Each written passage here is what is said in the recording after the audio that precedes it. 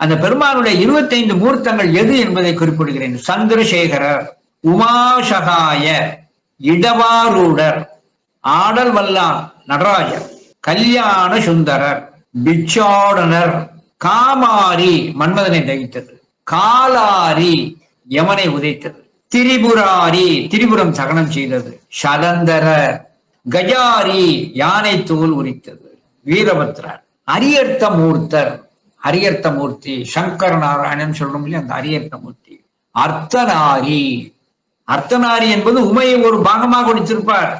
உமாசகை என்கிறது உமையம்மல் அருகிலே இருப்பார், தானும் இன்னொரு வடிவத்தில் இருப்பார். ரெண்டுக்கு வித்தியாசம் இருக்கிறது. கிராத மூர்த்தி அர்ச்சுனன் பொருட்டு வேட வடிவத்திலே வந்தது. கங்காள, சண்டேஷ அனுக்கிரகர், திருநீலகண்டர், சக்கரதாரர் திருமாலுக்கு சக்கரம் கொடுத்து, விக்ன பிரசாதர் விநாயகனுக்கு அருள் செய்தது, சோமாஸ்கந்தர் சுவாமியும் அம்பாளுக்கு மத்தியில முருகப்பெருமான் அமர்ந்திருக்கின்ற திருக்குறள் சோமாஸ்கந்தர், ஏகபாத மூர்த்தி, சுகாசனர், அந்த யோக இதிலே சுகாசன ஆசனத்திலே இருந்து கொண்டு அங்க யோக நிலையில் இருப்பது, தட்சிணாமூர்த்தி, லிங்கோத்பவர், இப்படி 25 வடிவங்கள் அங்கே பேசப்பட்டிருக்கிறது. இந்த 25 வடிவங்கள் என சொல்லுகின்ற பொழுது இவர்களுக்கெல்லாம் அப்பால் அவன் பல பல வடிவங்களை எடுத்தான்.